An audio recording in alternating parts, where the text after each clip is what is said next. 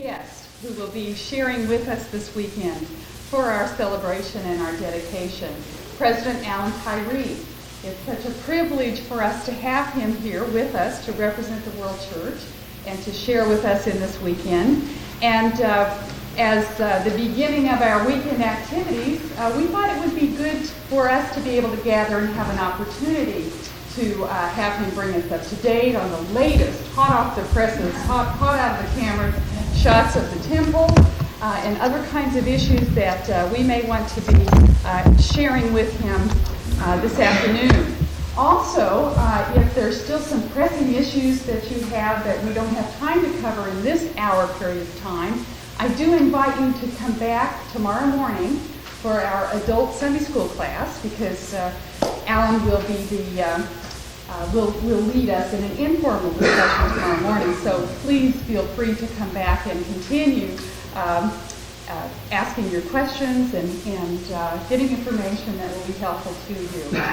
At this time now, I do want to announce that after this segment with Alan, we will have a short break, and then we'll reconvene for a service of remembrances. So I don't want you to take off after this service. We have a whole evening planned. So again, thank you for coming, and I do ask your kind attention for President Tyree. Shall we welcome him?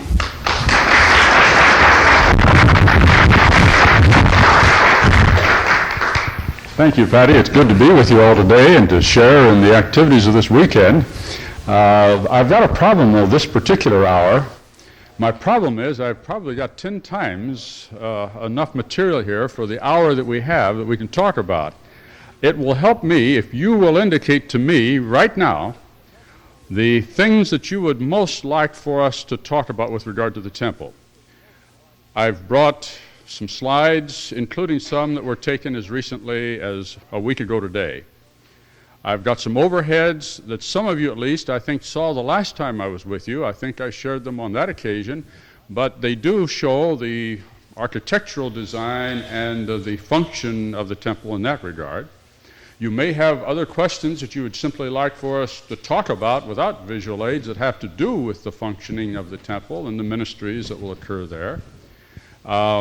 You know, the whole arena is wide open to us. I've got some of these visual resources, but also a lot of other information that we can simply talk about in response to your questions. So what would you like to do right now? How can we best use our time to your advantage?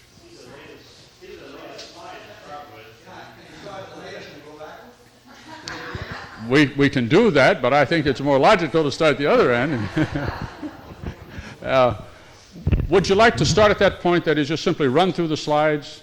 We won't spend a lot of time on each one of them because there's 140 of them in that tray, but we'll run them quickly, and that way some of them will just be on the screen maybe a second. Let's kill the lights then, and we'll get the projector to running here, and we'll just go through these pretty quick. And if you have any questions, don't hesitate to speak up and ask them as we proceed along. You're well aware of this picture that has been published several times, and you know the basic design that's been available to us for some time.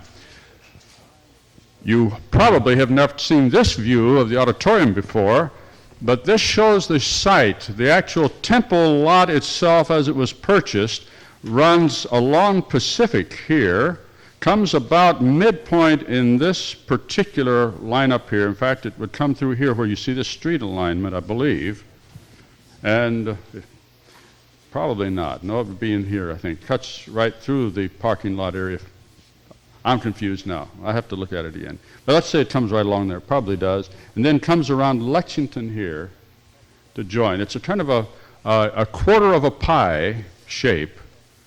The 63.43 acres that was purchased by the bishop of the church in December of 1831. And it's this area right here which originally was the highest ground around here. You know, I got used to the notion of thinking that this was the high ground here. Not so. Brother Wallace told me one day that when he was a lad going to school in a school building that was here where the auditorium is now, that at that time this was low ground and the high ground was over here where Slover's Drive-In used to be. and still is in this particular picture here. But what happened was that when we excavated for the auditorium, we asked permission to put that extra dirt and rock over on this property, and the Temple Lot Church people gave us permission to do that. And that's why, if you recall, the road goes up and down in front of the auditorium. In fact, you're at level 3 of the auditorium instead of the lowest level of the auditorium. We're at that point. But that's due to fill. The actual high ground was over here. So the area where the temple is being built is the original high ground that was purchased by Bishop Partridge in that early day. When we talked with the architects, we told them that there were several things we wanted the building to represent. We wanted it to be a universal style that would not be identified as being typically American. We didn't want it to be typically late 20th century. We wanted it, therefore, to be as universal as possible, to relate to something that is common to all peoples, so that everyone would recognize in it a style that was related to something out of their background and out of their own identity as a people. And so the design architect, Mr. Gio Obata, thought in terms of seashells, and he began collecting books on shells and studied. He has quite an extensive library on shells now, as he got to thinking about our project. And the more he got into that, the more he became convinced of what he would like to suggest for our consideration. He gave us other alternatives, but the shell design worked so well with everything, including such things as radial parking for the auditorium. Because here you have the easiest access to the building through that kind of a style of parking and through the pathways that are delineated there, making it easy, no matter where you park in the lot, to reach the auditorium and to follow a similar style of access to the building, even though the parking is not radial at the temple. But you see the relationship, and of course the shell design, both in plan view as well as in the elevation of the temple. But this gives you an idea. I want to point out something else we asked of them. We said we wanted you to plan for short-term expansion and long-term expansion. The short-term expansion, maybe 5 to 10 years. Long-term expansion, maybe 20 to who knows how many, 50 years. The long-term expansion is represented in this area here. You know, we have the 2-story facility here for educational and office purposes that comes along this part, including what appears to be grass here. That's grass on top. That's a roof garden, a plaza that's above the building, but a part of the structure here. And you could have a mirror image of that to the north of the temple sanctuary as well. That's the long-term expansion there. Within the building itself, there is room for additional expansion, and that will perhaps be apparent as we proceed and talk about it. With this cutaway model, you get an idea of how some of the design functions a little better than from the plans themselves. But you have, entering from the parking lot to the east, this door faces kind of north-northeast. But as you enter into the reception hall, you have access from it to the chapel, the temple school area off to this direction, the museum off to this direction, and to the library and other educational functions down in this area here. The reception hall is the key to everything. There are 2 levels in it. The lower level out to the parking lot. The upper level opens out into the plaza, the World Plaza, to the west of the temple. And you see the staircase joining the 2 together. Here at this point, there are also, of course, the access by elevators. The entrance to the worshiper's path that permits access then into the sanctuaries here. Other access for handicap purposes and so on is through doors that you find here. Balcony seating as well as the main floor seating. Pylons here, not quite this design that's expressed in this model. The model is not quite accurate at this point, but are acoustical in purpose for the acoustics of the interior, but also serve with spaces inside them for preparation for the officiants in this area here and for use by deacons in the other one of the pylons. Again, another closer view of the reception hall, the grand staircase that comes down from the upper level down into the lower level access here to the sanctuary through the worshiper's path. Another view of that from up at an upper level looking down into it. You'll see a view like that in a few minutes of the actual construction that I took just a week ago. Again, looking down into the centrum. The space here is slightly smaller than the rostrum at the auditorium. Choir loft, organ pipes.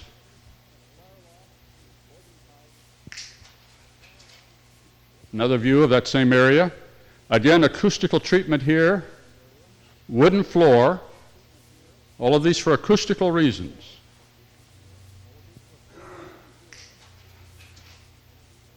Looking at a cutaway view now from outside, you can see how as you enter the worshiper's path at ground level, you spiral upward until you finally enter into the sanctuary one full story higher. As you come into the sanctuary, when the service is over, you exit by coming to the rear of the sanctuary, which still continues to climb, and you exit through the exit path, portion of the worshiper's path. Going straight on ahead, the model ends here, but it goes right on out through this area and exits into the out of doors at this upper level. The balcony level is up at this point here that you see. A closer view looking directly into the centrum. Again, those spirals are not quite accurate. These spirals do spiral, in fact, but it's a thin spiral instead of being a tube that you see here. When the construction began, the entire site was fenced off, and this sign was placed there by the construction contractor, the general contractor. And that principle has been followed throughout the entire construction period. Early on, of course, everything was just a big mess. Obviously, one of the first things they had to do was to put in the large caissons, the large piling-like structures that were necessary for the construction to work.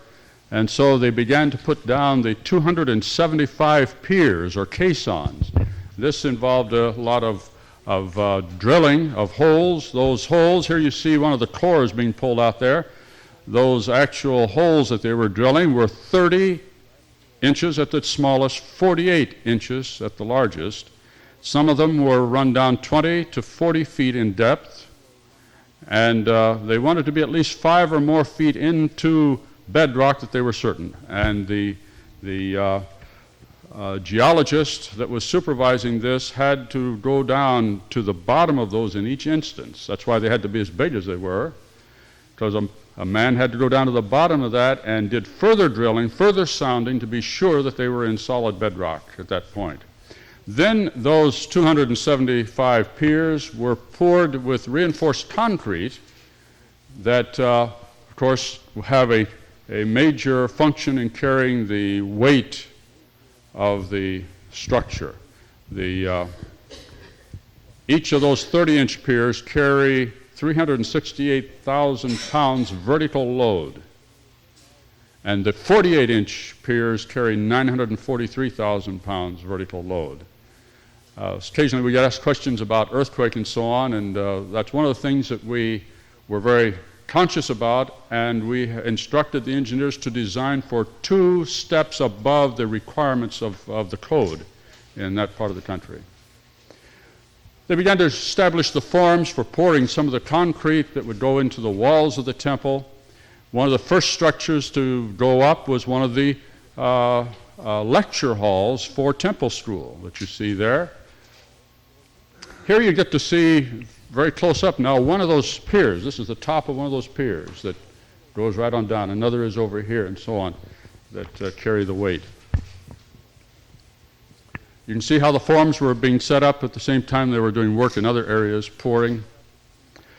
The area that you look into there is the mechanical section that's underground, under the entire facility, where a lot of the mechanical functions occur out of the usual traffic. In fact, you and I will be unaware of that as it functions continuously to take care of such things as air conditioning and heating and ventilation.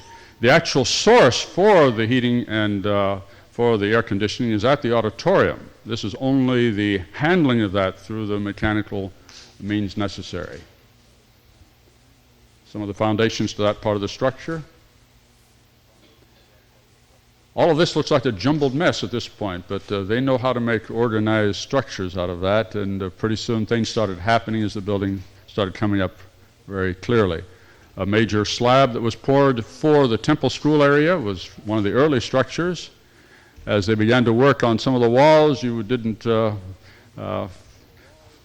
find infrequently, but rather frequently instead, some of the workmen climbing up on those structures and doing some of the work of tying the various reinforced materials together, getting ready for the pour, building some of the scaffolding and so on necessary. Some of the major wall construction going in at this stage in various places, reinforced concrete. They did all of this work and had almost all of it done before we got into bad weather last fall. We had such good weather in the Midwest during this period of time that we, in fact, got a few weeks ahead of schedule as it had been planned. You're now looking into portions of the reception hall, although it's not too apparent at this stage.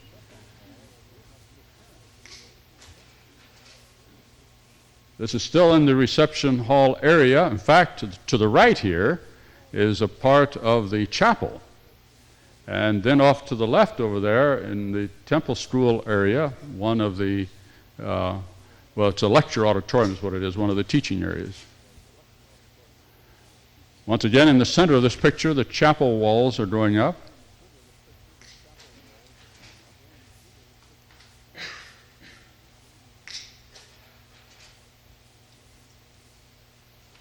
See how those two edifices stand up there? This area that's kept in dirt is an area where there will be directly from the chapel access to a garden area. It will be enclosed by the building, except it will be open to the sky. And this will be a meditation garden.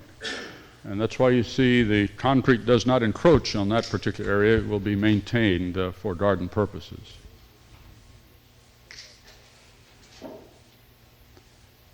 Pouring some of the concrete at the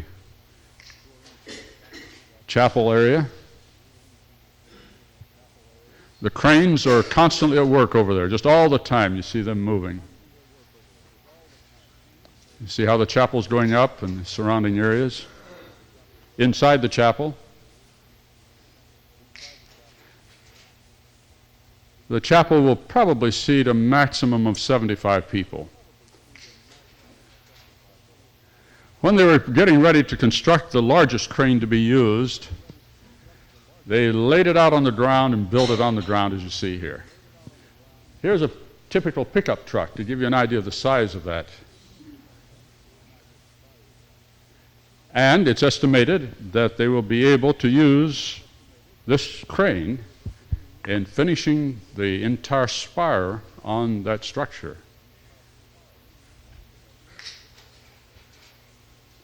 A shoring tower was built last fall.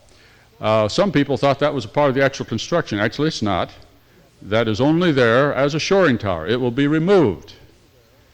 But it is necessary as the structure goes up to keep everything together in relationship. And there is right in the center of that tower, the exact center of the spire, of the entire spiral. And everything is in relationship to that. And all of the other components are built in relationship to that shoring tower as it's used in this early stage of construction, and finally as a part of the scaffolding for the finishing of the interior.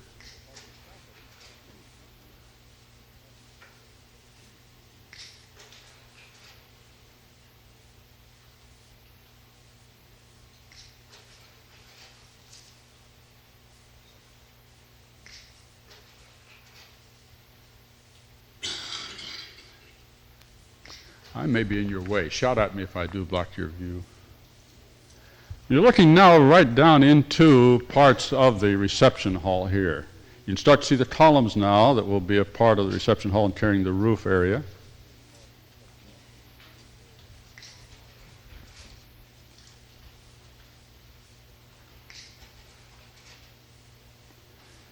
Start to get an idea of a bit of that roof design, and an open area through here that will be skylight over the reception hall.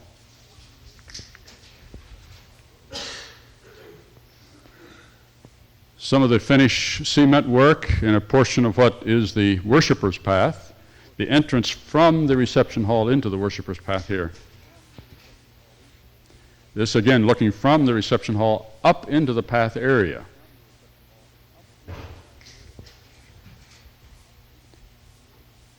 Same worshiper's path area.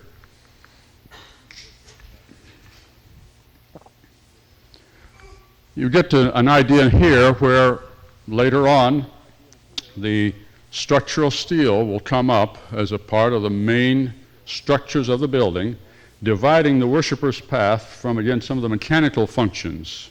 For example, the air return in the air conditioning and heating and such things as that. Other conduits will be in that area and will be separated from the worshiper's path. This is another view of the worshiper's path, an earlier view actually before that slab was poured. Got those slides out of sequence. From up on the shoring tower now, looking down into the structure, you can see some elements of how this works together, how the worshiper's path comes around, how it turns to come into the sanctuary. At this point here is a fountain. You see only just the beginnings of the fountain there coming into view. And here, an area where some of the seating will occur, as at that stage they were beginning to put some of the steel into place. But actually that's also out of sequence too. But before that, the structure where that seating will occur looked like this. Part of the air return areas are apparent there, which will be air return under the seats in the floor.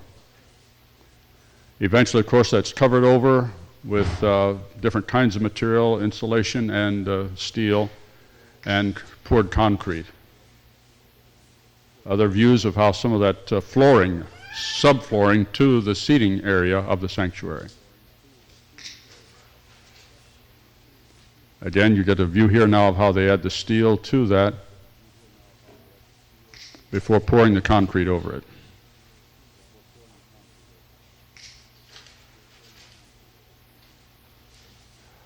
The area that you're looking into here is the tunnel that connects over to the auditorium under the street. You can see the light down into the tunnel there. And what you see here in outline is the foundation for a studio, which will not be completed at the present time. This is a part of our expansion. We'll begin by using the studio at the auditorium. But eventually the studio will be finished in the temple, but we're providing for that space now. Here's another view looking down into the tunnel. It's primarily a service tunnel rather than a pedestrian tunnel. Again, another view of the educational auditorium, the lecture auditorium. Inside, it will seat 125 with armed desks that fold up and are quite ample for temple school studies. Just an idea here of how some of the flooring is done. On the bed of the gravel, there is a sheet of heavy plastic over which then is laid the reinforcing material, and the concrete is poured over that. Shows the structure of the flooring.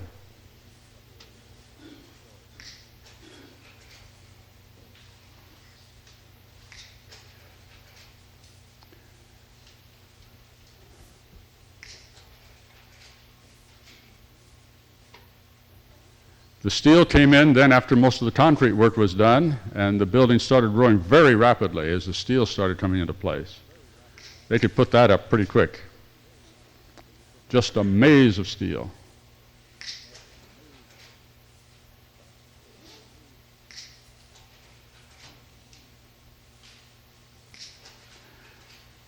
And with that structure in place, then a lot of things could move forward rapidly as we got later and later into fall, and the good weather held for us. Here is the open air area looking down into the garden area. In providing for the second story, once again they were welding steel to the basic girders, and then above that would be poured the concrete floor for the second story of that building, which would be the office floor. In the process of planning for the interior, They wanted to work out their system of how they would design the various sculpted surfaces inside the spiral as it spirals upward. This is sheetrock work. It'll be 2 and 3 layers heavy. And therefore they wanted to work that through very carefully and know how they would do that. Instead of trying to do it once you're up there trying to work on it, they wanted to work that system out on the ground. And so this is at half scale, a model that they developed as they wanted to work some of the system through and see exactly how they would handle that. There was one day last fall when the Joint Council members were invited to come and to take a tour of the facility and see that stage of development. And the construction manager carried us through that. Some of the plumbing work was being set in banks of sections of that. Now you can begin to see overhead the skylight area in the reception hall. Inside the chapel, as its upper ceiling areas were starting to take shape. It's 2 stories high, a bit more than 2 stories actually, the ceiling of the chapel area. From where we were standing here looking into this area, you're looking into President Smith's office right there, overlooking the garden and looking directly up into the spire of the spiral. The entrance to the worshiper's path, there's going to be a very fine work of art that will come in this area here on the entrance into the worshiper's path. Some of the ductwork, major size ducts are used in that construction. Some of it here is underground, as a matter of fact. Other parts of it are above ground, of course. The worshiper's path at that stage. Now you can see how the fountain element is starting to be developed. And the centrum, as it was under construction and development. And the spiral, as the foundations for it show the extent of the spiral, which will be represented in a thin structural line that itself spirals upward as the pylons are established there adjacent to the centrum. Now you see those same things that are underground being represented now in other structural elements as they start to build that up, the floor of one level of that. The seating now starts to take other shape.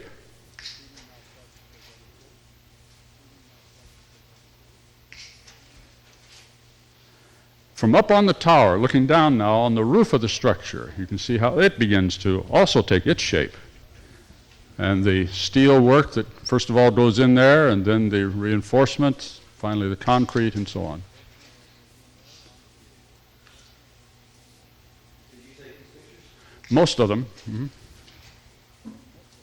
I didn't take that one. That's a duplicate of somebody else's, maybe Jack Darnier's. You can look down now and see a number of things. The chapel is here. Here's that lecture auditorium. And of course, there's all of the offices and things are under the roofing area that we cannot see it at this point. These also are out of sequence. This is an earlier shot. There is provision for 2 theaters.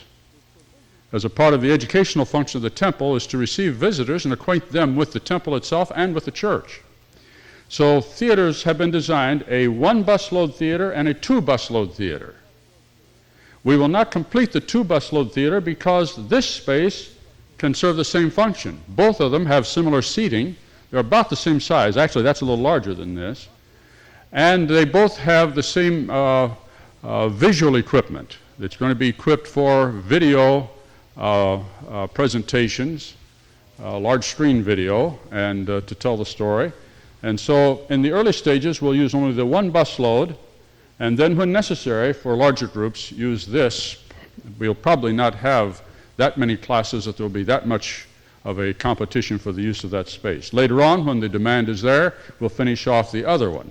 Another element is a part of the expansion built into the structure.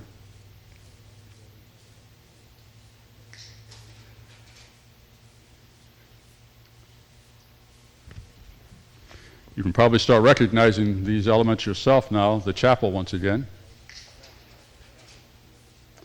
Now we're coming along at a much later stage in the development. Up on the second story of the open reception hall area, you begin to see how the balcony area of the reception hall looking down into it is being developed around the chapel.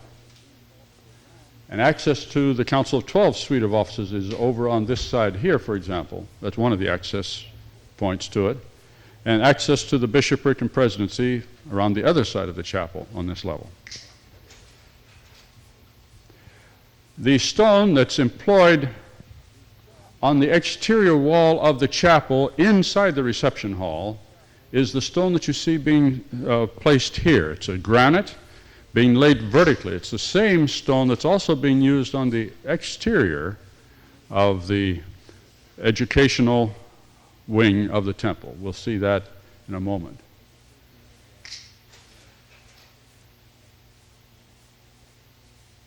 Looking over toward the auditorium at the top of the picture, this view. At this point, we're actually coming up eventually to the exit from the temple out into the World Plaza, and here there will be a major stained glass window, 50 feet by 50 feet. We just had a meeting this past week with the artist who is designing that. Another view of that same area. There is also, on the level below this, in this area below, is a choir rehearsal room, basically a room for warming up prior to going into the sanctuary to sing.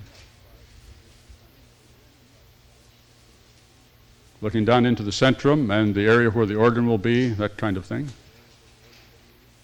And now from the exterior, seeing the stonework beginning on the temple. You can see areas where they're beginning to start that work here. Some of the roof work is going on.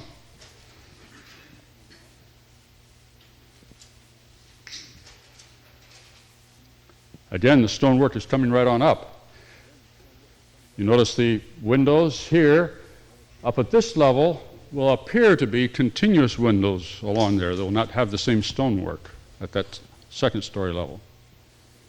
Different style of window design to add interest to the building.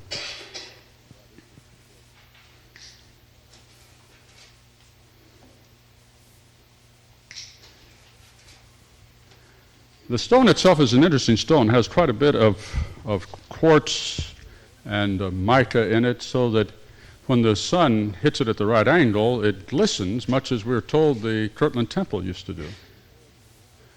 It's very difficult to photograph that, however, so I don't know where you'll catch that in any of the photographs, but in life, when you get up and look at it, you see it very clearly.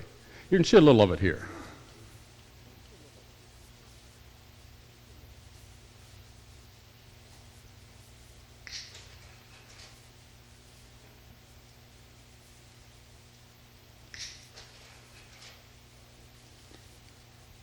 Now they're beginning to put in the structural steel, and we're getting into the pictures now that I took just a week ago. In fact, you've already seen a couple. This is a structural steel looking down actually into the lower level because they don't yet have the floor in. But off in this area, once again, you're looking down into the reception hall from the second story. This is a part of the upper level of the reception hall before descending into the lower level of it. We're now down in the temple school area. You can see how the windows are set in many cases there. In fact, they can work, no matter what the weather is outside, they can work inside and are doing that, putting up some of the interior partitions. Here we're looking into the area that is 6 ganged classrooms. They are ganged in such a way that you can use them in 2s or 3s or 4 at a time or the entire 6 at a time. If you use it 6 at a time, for example, you might well have a large assembly of people who are there in a course of study, and back in here are booths for translators.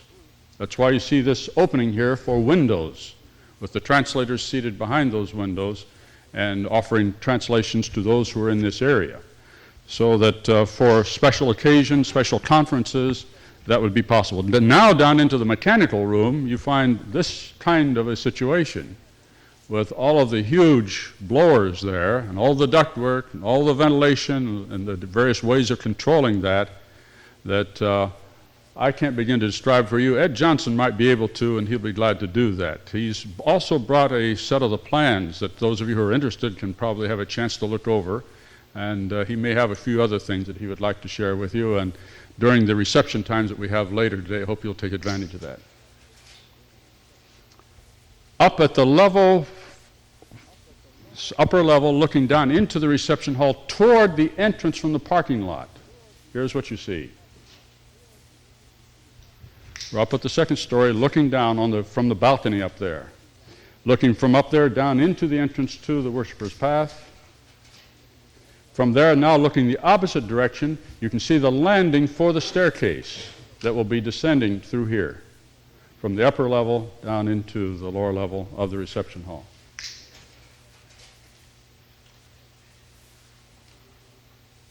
Worshipper's path now is being defined by the girders, and from the worshiper's path you can look up and see some of the steel work that goes into the balcony of the sanctuary.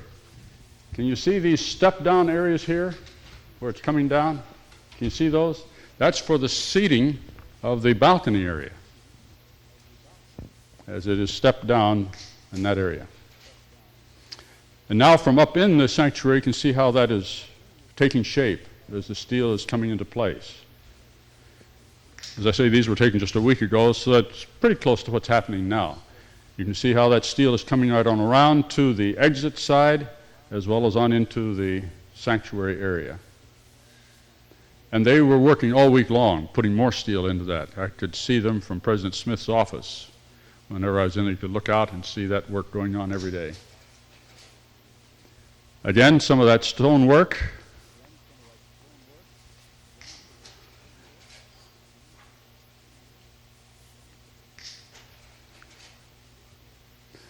Also the roof work, where they've been pouring concrete up here at the roof level.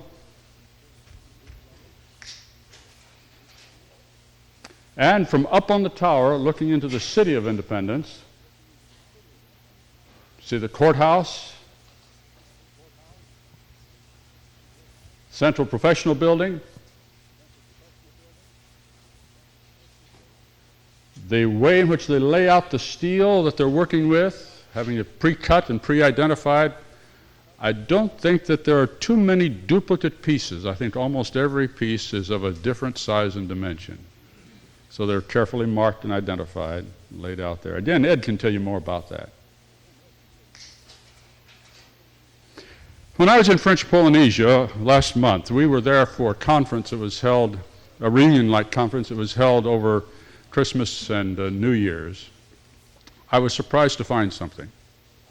In front of every church that I saw, in a prominent place, usually smack dab in the middle of the front yard of that church, there was a marker which they had erected on the day that we had the groundbreaking for the temple in Independence.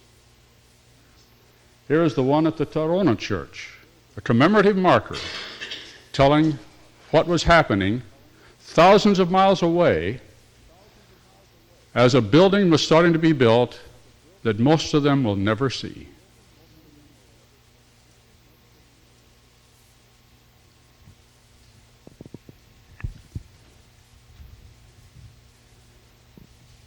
Piece with the design. This is in a fine stone, a granite, I think, attached to a large lava rock. And this marker that you see here, on the 6th of April, 1990, I'm translating from the Tahitian,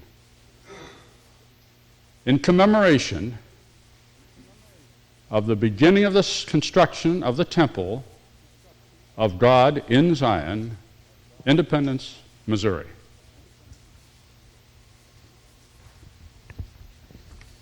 So it's not something that we alone here in America are concerned with, or that it means a great deal to us, but many, many people throughout the world whose faith, like ours, has looked for the time when the Lord would established the temple as a ministry for his people, they too have looked to this day and have been anticipating it. Well, I've taken, I think, much too much time in doing this kind of thing. We've still got, I think, about 15 minutes left for additional questions and any comments that you would like to share. Hope you'll feel free to raise any question that you might like to. Can we have the lights back on, please? Yes? Would there be some room for underground parking, or is that provided elsewhere? No, there is no underground parking. All the parking is above ground. We studied that very carefully and found out it was going to cost us about 3 times as much to put in underground parking. We had the land, and we thought, well, maybe some future generation might want to put some underground parking in, but we didn't think that it was advisable at this time. It was just too costly, and we could use the surface parking. Yes? What kind of material will they use for the inside walls? Well, the chapel and the sanctuary, how will the inside wall be finished off? Well, it depends. In some places it will be wooden paneling. In some places it will be sheetrock covered either with fabric or with painted surface or paneling. It depends on the place, but there will be a wide variety of materials used in different places. In some places there will be stone used, but that's not usual. Those will be unusual places. For example, in the sanctuary, and also for acoustical reasons, the back wall of the balcony area will be the same stone that you saw in the exterior of the building, only raised vertically. And that is also true in the worshiper's path as it comes around. In fact, those are parallel surfaces in their design architecturally. They're just 2 stories or so apart, about 3 stories apart, but the same kind of a surface as it comes around. And they will be laid vertically. It's also the same stone that's vertically on the chapel that you saw being laid there. So you have that appearance also. Those are inside surfaces. In the reception hall, you will have some wood paneling. The wood paneling to be used there is the same as the wood that will also be used on the pews and other things inside the sanctuary. And that wood is a very light maple, just really almost an off-white. They may call it technically a bleached maple. I'm not sure whether that's a correct term to describe how it's achieved, but nevertheless it's a very light color of wood, and that will be used in a number of places in the structure. What is the design of the stained glass window? Well, that hasn't been finalized yet. The artist is still working on that. He had some ideas he wanted to share with us. This was a very preliminary report to get our reaction to some of his ideas. There are several elements that we like very much in it. One of them is that he is establishing a rather geometric pattern, partly dictated by the nature of the mullions themselves that will define the space for the window. You have to have the structure to hold it in place, and they are sizable steel structures and then covered with aluminum to work with. So you're dealing with something that's going to require attention to such things as the geometry of the space. And he's using that as a feature of the design. It also seems that with so much fluid space, the spiral itself and everything else, that in contrast to that, a geometric pattern would be useful here. So he's focusing on that. He's also focusing on the concept that we gave him of the field is white all ready to harvest. And so he's working with a stylized representation of wheat and of rice as elements that will be used repetitively inside the design. But beyond that, I can't really say. It's not yet finalized. He may also incorporate a sickle shape with the idea of field is white all ready to harvest, therefore whoso desireth to reap, let him thrust in his sickle with his might, and so on and so forth. Yes? Where is the chapel in relation to the large sanctuary? I couldn't picture it when we were looking. Okay. The chapel is directly across from the entrance into the worshiper's path. And the way that those are related is that, as a matter of fact, let me just describe what will happen as you approach the building. If you're in the parking lot and you've left your car and you're walking toward the building, even before probably you've parked your car, you've noticed one of the works of art, which will be a very large stainless steel cross, same material that's in the roof of the spiral and so on. A very large cross that will have the appearance, right at the center of the cross, at the cross arms, the appearance of a dove that is descending. And it will also have the appearance of being made up of many pieces of steel, not just a solid piece. But when you get closer, you will realize that that in fact is not a dove. What it is 3 olive branches that are shaped in such a way that they, from a distance, may appear to be a dove. But in fact, they're olive branches when you get close to it. Okay?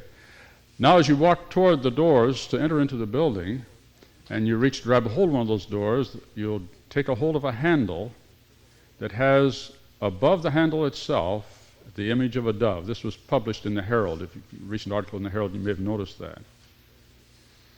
As you then enter into the reception hall, what you will see is the original, to which the exterior cross is only a replica.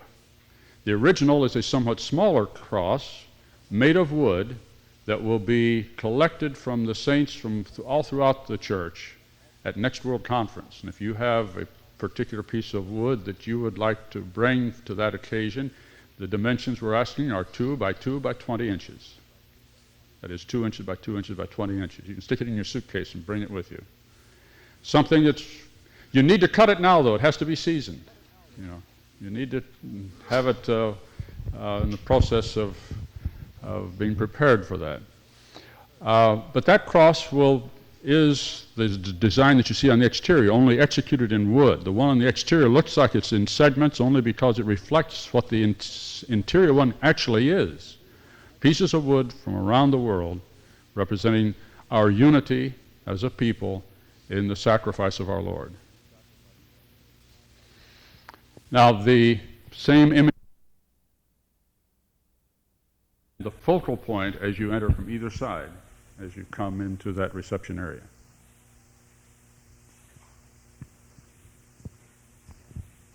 Yes? I'm not aware of any serious injuries. Ed, you may know more about that. Where are you? Nothing of any. You're bound to get some. Well, yeah, and smashed thumbs and stuff, But as far as I'm aware, there's been no serious injury whatsoever yet, and let's hope and pray that that continues. We certainly do not want to have anything occur. Yes? Are the works of art being commissioned by saints around the world in different areas? Yeah, what we have at this present time is a very limited budget. Half of our actual art budget is in that one stained glass window, so we're completing the works of art that are directly related to the architecture itself, for the functioning of the building. And there will be a bronze exit door representing the church seal and the word peace, but as I say, an exit door only. When you look at it from the exterior, you'll just simply see what appears to be an artwork representing the 3 figures and the word peace. It's only at the end of a service when those doors are open that you're aware, oh, those are doors. But they're not entrance doors, and we don't want them to look like entrance doors. That's another work of art, but it's again part of the architecture and necessary. Most of the works of art that we can afford right now are of that category. We have received a number of donations of very fine works of art. For example, we have a Marc Chagall lithograph and a few other, quite significant donations of works of art. But we do need more art. We do not have enough art yet to properly equip the temple. And once we have met the goal that we have for the funding of the temple, which, as you know, is still yet to be fully achieved, we have commitments that have indicated that we will achieve certainly the construction and a modest, very modest at this stage, endowment. We really need the full endowment for the temple to function as it's intended to function right from the very beginning. After that has been met, then we can go ahead and recruit additional funds for additional artworks.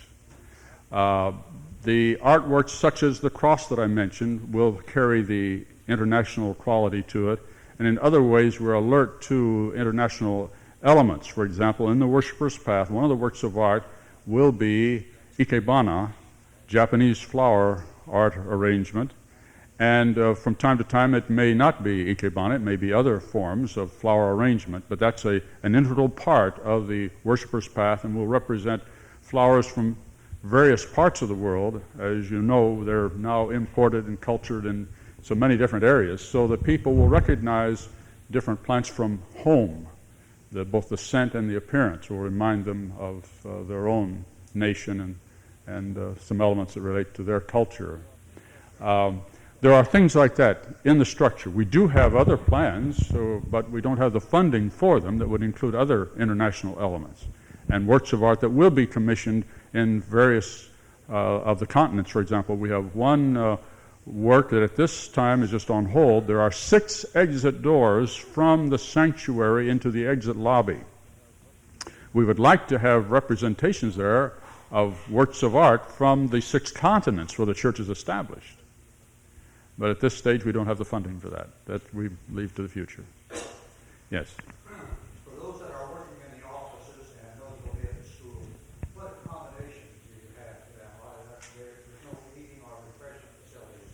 And do they go to the auditorium or where they go? Well, we do have, in the structure, we do have a lounge area. There will be vending machines, but there also will be break areas. There's a kitchenette and so on, preparation of break food like we're going to have shortly, that will be available for the various classes that come together and so on. That will be provided there. Housing has not yet been provided for. We're studying that and working on it. We hope to find some solution to that, but our highest priorities for funding right now are in the areas that I just described. But that is a concern and something we are working at. I keep looking up at that clock, but it doesn't really help me. It doesn't move me. No. So I have to look at my own watch. I think we've got about 5 more minutes if you have still other questions. If not, we don't have to take the whole time. We may have run out of questions.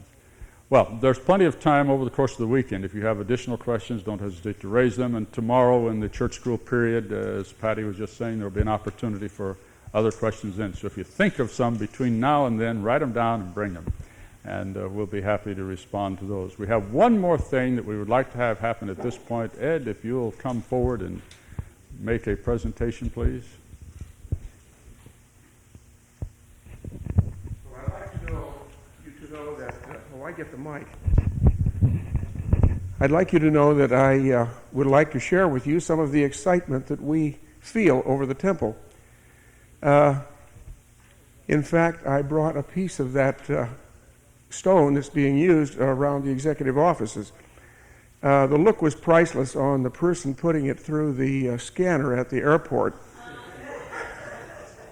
First of all, she couldn't lift it, and secondly, she wanted to know what it was. I don't blame her because of the tight security we have, but I did bring that, and I'll have that on display. I'd like to share it with the El Cajon branch. And also, I want you to know that it put me in mind of the building of this branch, because it seemed like when we built this building, we never got above the ground for so long. And there were so many caissons to be dug, to be bored, that it didn't seem like we were ever going to get above the ground. But once we did, it was like this building. It just seemed to spring up like weeds. So at this time, I would like the pastor, I want to give you a piece of the action that I did for you especially, and I'd like my wife to come up with me, and I'd like to present this to the pastor.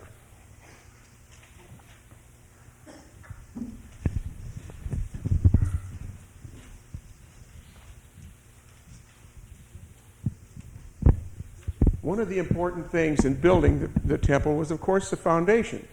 And boring those deep holes, going through shale to get to bedrock, it took very good tooling. And the toolings had to be replaced as they wore out. And good material wears tools out. So we were going into good material.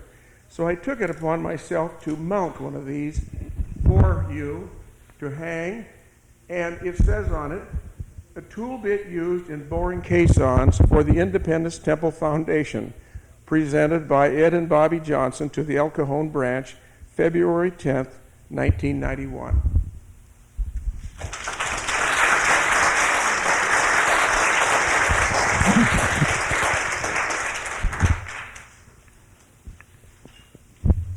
Patty, I'll turn this back to you. Oh, okay.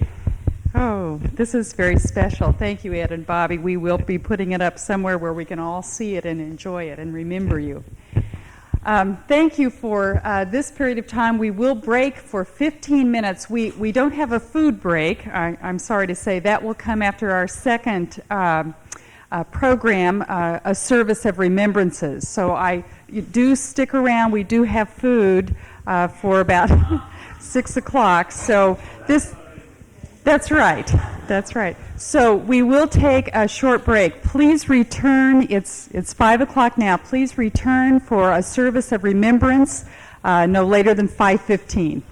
Thank you. Thank you, President Tyree.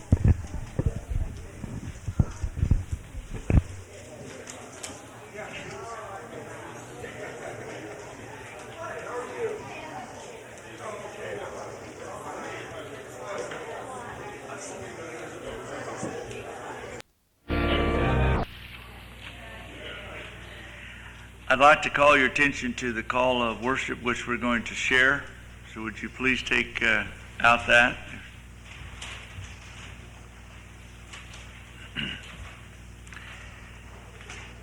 Why are we gathered at this place at this hour? We are gathered as the people of God to hold before ourselves the mirror that is Christ Jesus. And in that mirror, we see ourselves as we should be. We have been called out of the world to symbolize before ourselves and all people what it means to have life in the world. Why is it important that we do this? Because we forget so easily who we are and whose we are, the people of God. Because we forget so easily the whole context of this world we're living in. It hurts to remember, but it is better that we do remember so that our lives will have meaning and our efforts will be delivered. Then let us attend to the task of remembering who we are and what it means to live in this world.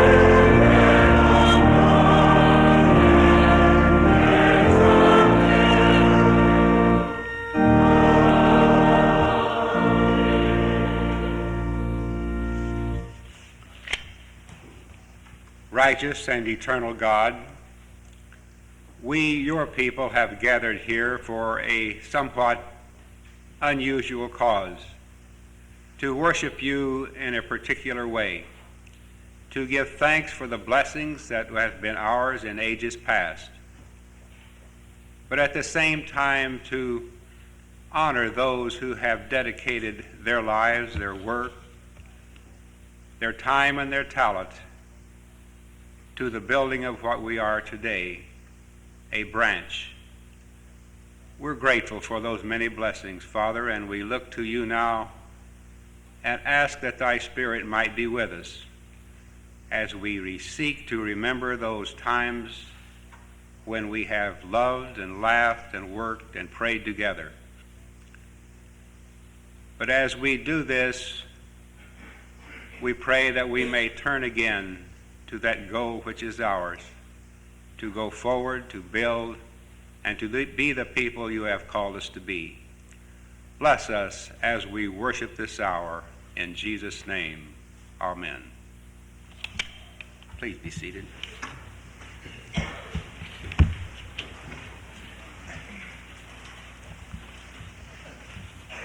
When the early settlers came into the great prairies of this country, the farmers were most anxious to get started with their plowing.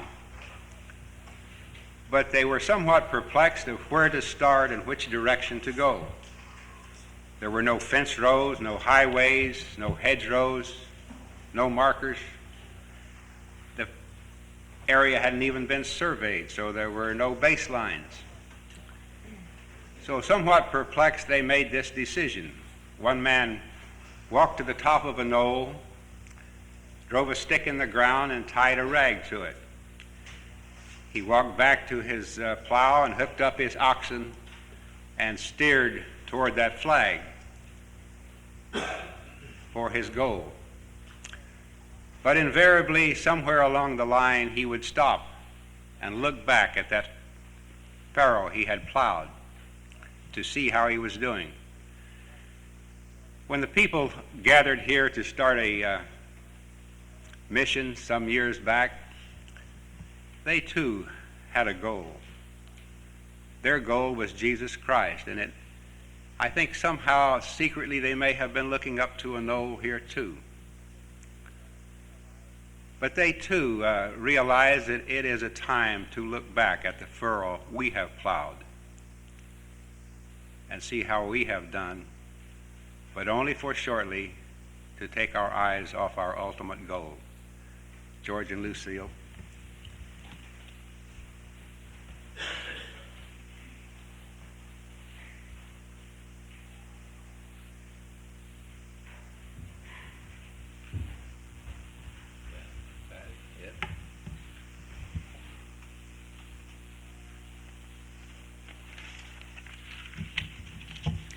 George, do you remember an important event that happened in 1952?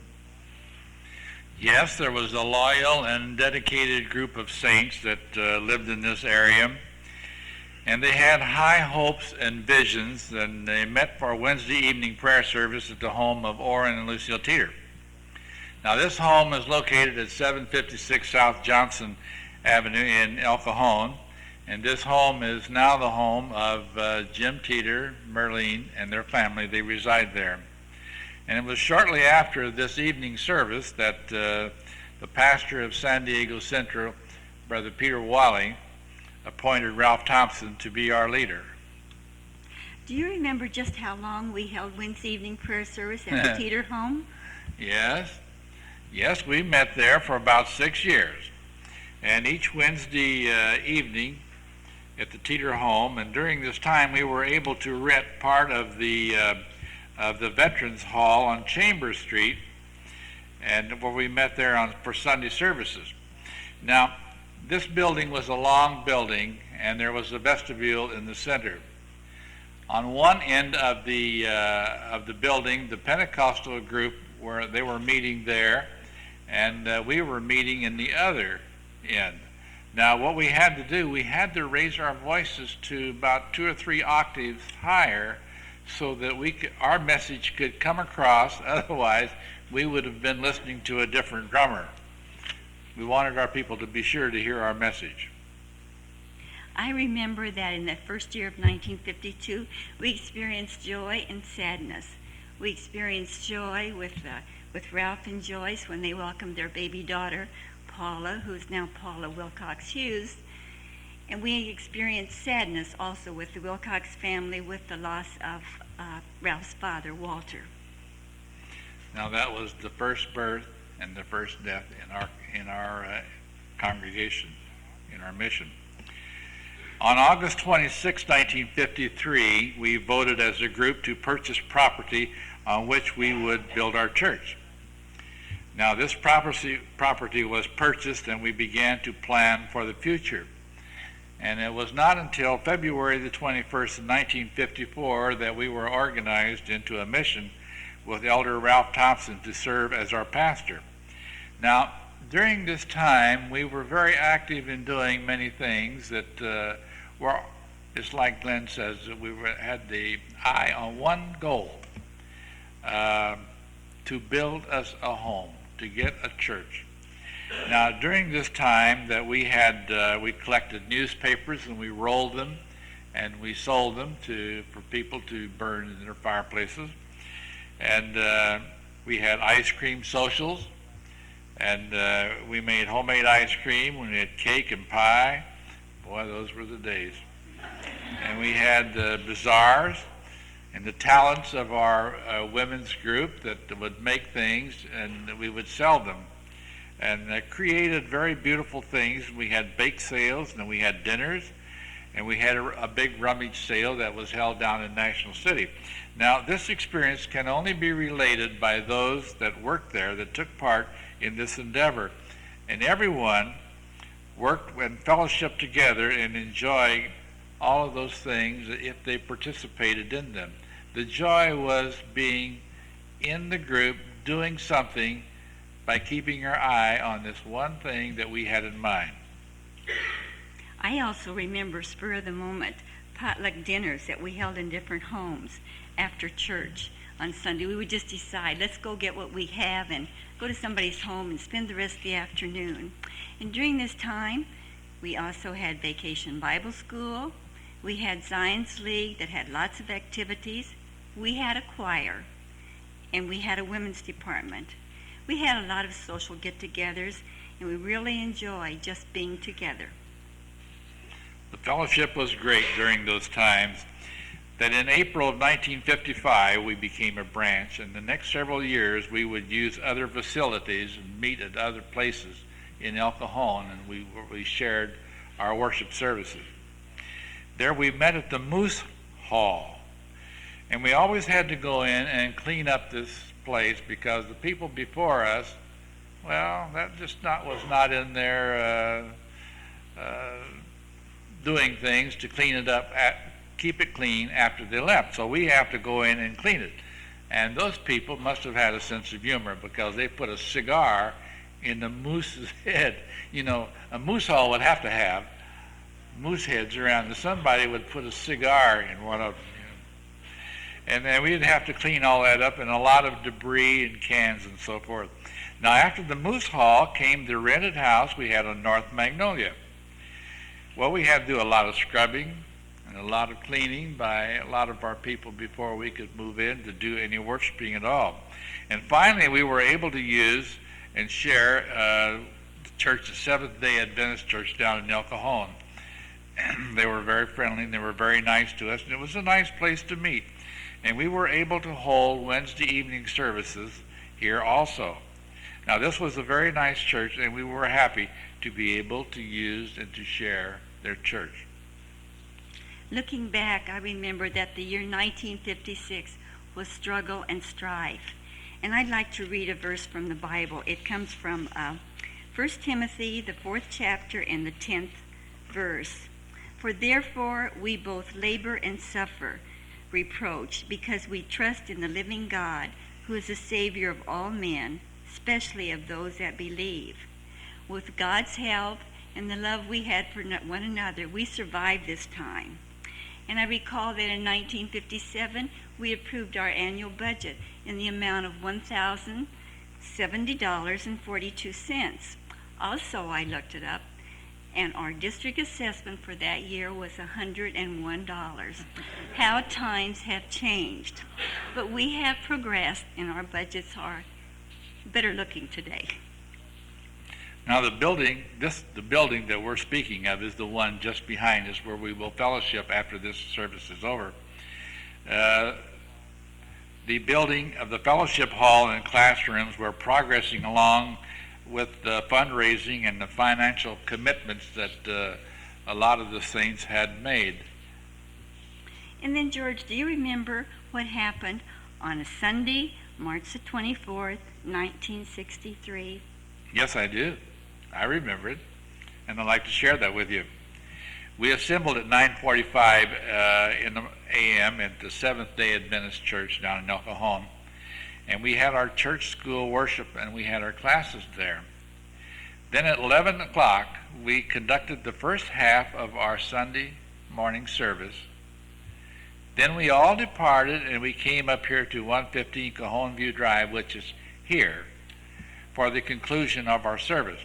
Now, at this time, the fellowship hall was complete with a kitchen and classrooms. And this was a day of real happiness. And this was a day of joy. Guess what? We now had a home of our own.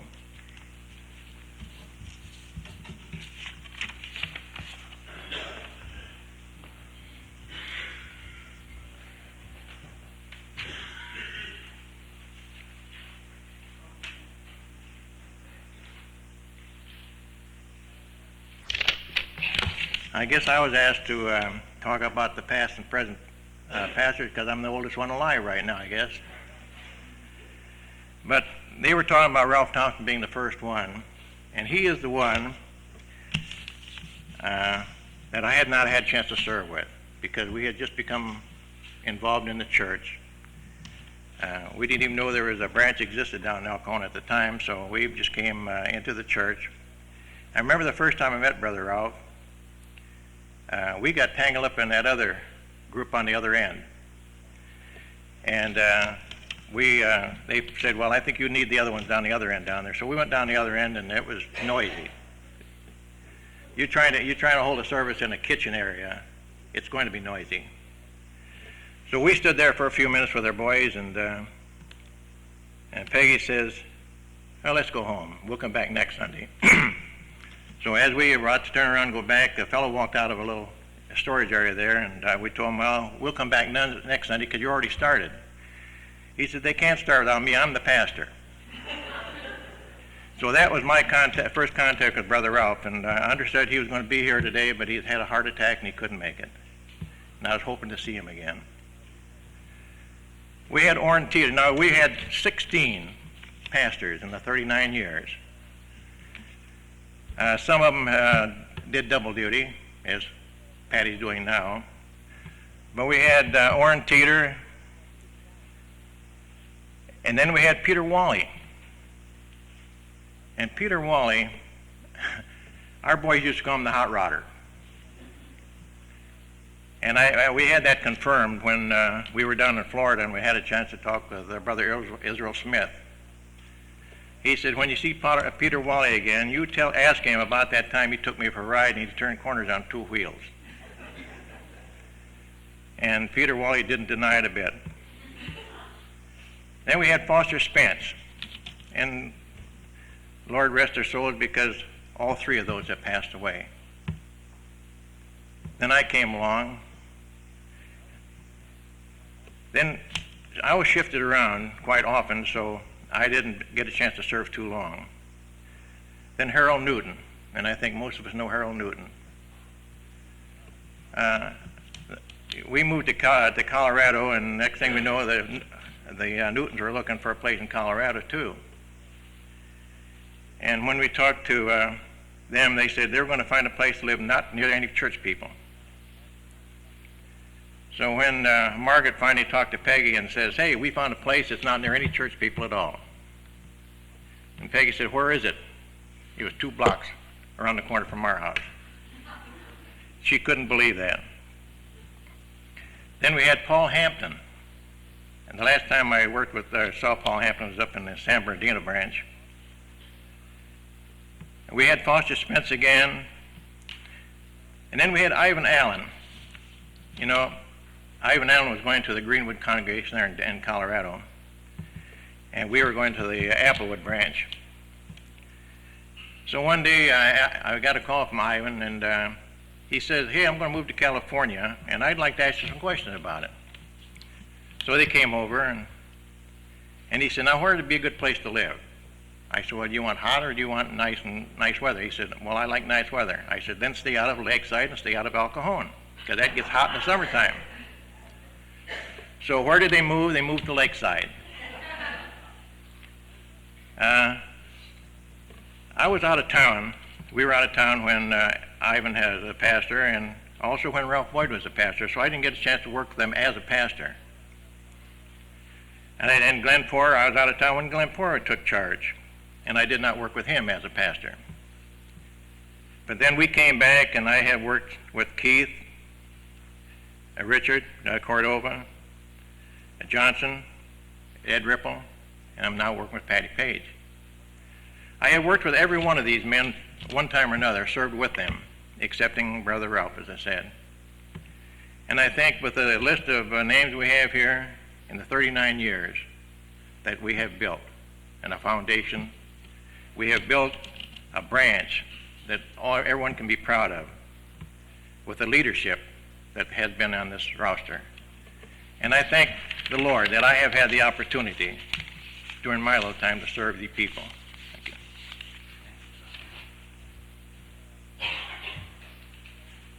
you.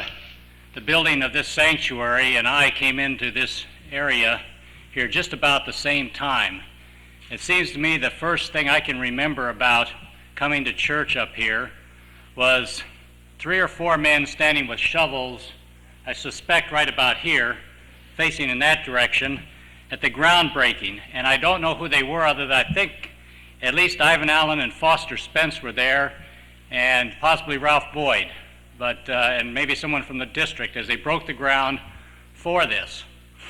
The next activity that I remember was the one where there was a big hole out here, and I got conned into it somehow to come up here with a hammer, and they said there's all this wood out here, stacks and stacks of wood, and they said, pull nails. So I developed a tremendous skill. I learned how to pull nails.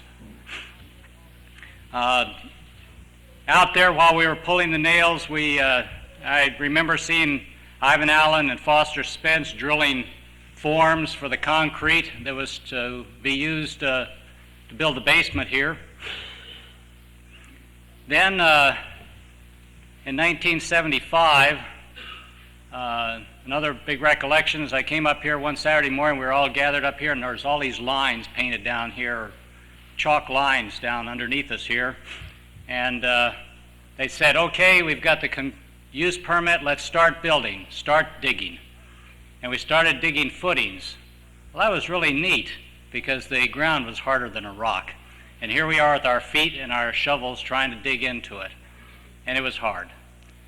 If I remember right, after a while, George Lewis went home and got a rototiller and brought it up, and that helped us a little bit because that loosened the dirt a little bit for us. And of course, it was during that time when we were digging, laying the forms, tying off steel, another tremendous skill to gain. I mean, it's something you really want to learn how to do is tie steel. You know, you saw them here, and the guys up there climbing on it in the temple building.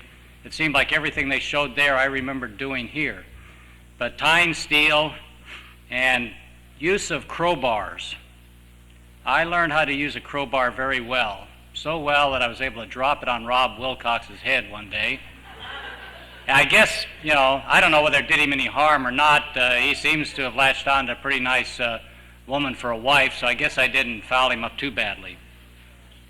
Down there was Jeannie and Dorothy Bauer were a couple of the steel tires of note during that time. And then it seemed to me that we did some of the really great construction efforts. You build walls, you pour concrete, then you tear down walls. Then you build up something to put a floor on, you pour concrete and you tear down stuff.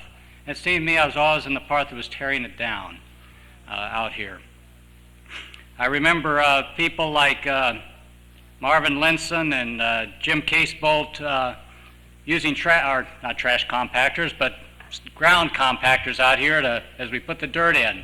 I tried it one time and found that I bounced higher than the compactor did, so I stopped doing it and let somebody who had a little more bulk to them do it. We had Ed Johnson building these windows here. Keith Crownover and Rex Curtis putting down carpeting. Another really good one, I missed it, but I heard about it, was there's a light right outside here that's hard to get to. And I guess we didn't have a ladder the right size. We forgot to put it up when the scaffolding was up or it needed replacement. And it's about the time when Tracy Flowers was about 5 years old, so his dad lowered him from the roof over the side there and a rope down so he could put in the light bulb or do something there. I'm glad he did it. I have a hard enough time just getting up on this roof without worrying about if I'm going to fall off or not. But I think I, like all the other people here who worked on the building, and I know that I'm going to leave people out. I've mentioned a bunch of names, but everybody that's in this congregation or was in this congregation at that time, plus a lot of others who came over and helped, worked hard. And you probably have spots like that. I think mine's right up behind up in here where I scribbled my name on something there as I was putting up some drywall or something. And somebody else, or it's either underneath here. I remember going underneath the platform here to lay some stuff. But lots of people were very, very much involved. And I'd like to mention just a few more names. And these are the people who, and I may miss one or two here as well, but these are the ones who aren't here today to enjoy this. Foster and Ruth Spence, Ivan and Eula Allen, Norm Goins, Orrin Teeter, David Teeter, Marvin Lenson, Virginia Oldfield. People who worked hard, lots of people who worked hard, and aren't here. But I know that they share the joy with us that we share today in having built this complex. I don't think I want to do it again, and my heart goes out to Ed Johnson, who will get involved in a building project again. But I'm glad it's done. Thank you. My family is kind of an established family in the church. Both my parents have been members here for a number of years, and their parents before them. I was blessed in this church. My parents were married in this church, and my sister was baptized here. So, basically, up until I was about 16 years old, church was a part of life that I just kind of took for granted, like school. I didn't especially really love it or anything, any more than the way that you would love breathing, I suppose. But I had a pretty comfortable relationship with God, which meant that I worshiped Him on Sunday and kind of put Him in the back seat for the rest of the week. But when I was about 16, for various reasons, my family stopped coming to church, and basically it rocked my world. I mentioned earlier that one doesn't especially love breathing. Well, you learn to appreciate it in a hurry when your oxygen supply is cut off. And that's about what happened. My life supply was cut from God and Jesus and a lot of wonderful people who I figured out by that time I really loved a lot. My grades fell. I became really depressed, and I was physically ill a lot of the time, and I was a real mess. We tried to go to other churches and establish ourselves in that, try to establish some family roots and ties. But somehow, no matter how great the church was or how great the people were, and there were a lot of really great churches out there, couldn't feel comfortable with it.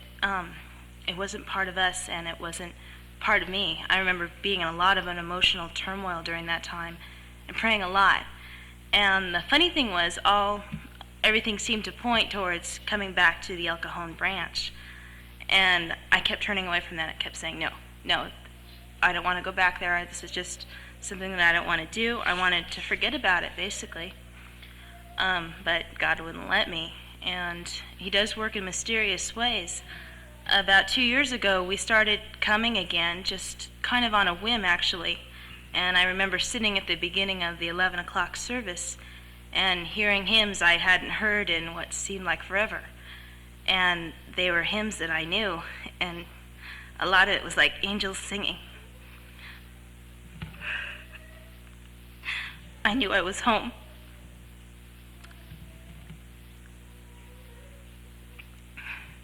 And I learned to appreciate something I had almost lost.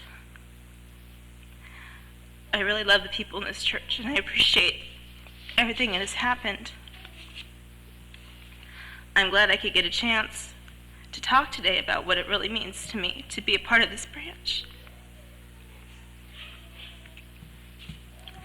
And I hope that everybody can appreciate it in the same way that I do, and I hope that they wouldn't have to go through the sense of loss that we accomplished in order to get that feeling of appreciation. It's something too precious to lose. Basically, as I said, this is a branch appreciation thing, and I really do appreciate and love the branch a lot more than when I did. I almost lost my life, my spiritual life, and I'm really glad to have it back.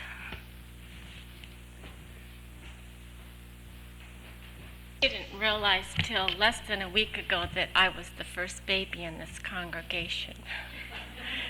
I guess that's why you won't go by and somebody will say, oh, I remember, Paula, when you were a baby and you did this and this and this. I can't really relate to it because I can't remember. And they were always watching me, but I was always watching them too. But the difference is they could remember what I did, but I can't really remember what they did, except I remember what Ed Johnson did, but I always loved him about the duck. We let him take care of our duck while we went on vacation. I must have been 4 or 5 maybe, is that right? And when we got back, I couldn't wait to get my duck back, and we saw him at church, and I said, Ed, where's my duck? And he started laughing, and he didn't know what to say right away, and then he said, well, it's well dressed. Well, I didn't know what that meant, but I knew something was wrong, and so all during the service, now the service is going on and they're preaching, I keep asking my mother every 2 minutes, where's my duck? What does he mean? It's well dressed. What does it mean? Well, Mother couldn't take the stress anymore, I guess, and so she says, they ate it. And I remember it like yesterday, and my heart just sunk. And my emotions got the best of me. I was pretty little. I couldn't control them. And in the middle of the service, while the preacher's talking, I pointed to Ed and I said, he ate my duck! And Mother had to rush me out. She had to rush me out several times. Didn't she, George? So I guess that's why you hear little comments now and then. But I was going to go over the different places where we met, and I'm glad George and Lucille did that. It really didn't mean anything to me. I didn't know what it meant to be in a nice church. What was most important were the people.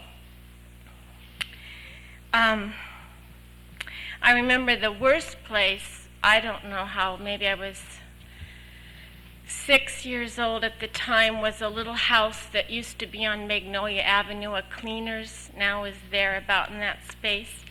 And it was to me it was an old, dungy, ugly looking house. But you know, once it was full with the people, it was so beautiful, and then I began enjoying going there. And I was happy when we got this property, and the most beautiful service I ever had was when we met one morning for Vacation Bible School, and we met in the corner over here up at the top. And the bulldozers hadn't touched the land, so the vegetation, the grass was real tall and all the flowers. And the Spirit just really touched me as a little girl, and we were singing, ere you left your room this morning, did you think to pray? And there was a meaning in that, because I've always prayed since then every morning before I get up out of bed that we will be safe. And so I have a great heritage, and it really wasn't the buildings. I'm very thankful for this building. I'm very proud of it, but it was the people. And 90% of the people were always consistent. And I'm supposed to be talking as a parent, though I spent 20 years here from my childhood up to 20 years old. But the people are the ones that affected my life, not the place. And I'm very thankful for this heritage, and 90% have been consistent. There's been contentions. I've caused some of them. And I felt, it took me years to like Ed as a little girl, but I loved him. You know why? Because he was always there, and I was always there. And we were always there for each other. And you look at my son Andrew and my daughter Carrie, what are they looking at? Well, they're watching us, and they're watching what we're doing, and if we're consistent in our perseverance and our patience and our love with one another. And I hope that we all can maintain the faith and remember that the reason we're here is for Jesus, not ourselves, but because we love Jesus. Thank you. Me to represent the seniors in this realm of age groups, and I feel very privileged to be asked to do this. I also thank you for allowing me to stand at this place to talk to you. Before I met this church, my husband was a member from the time he was 8 years old. But I used to like to ask him to pronounce the name of the church, and so I could laugh at the name, because I belonged to another church. And it sounded so strange to me, even though I had grown up only 150 miles from Independence and never heard of the church until I met him in California.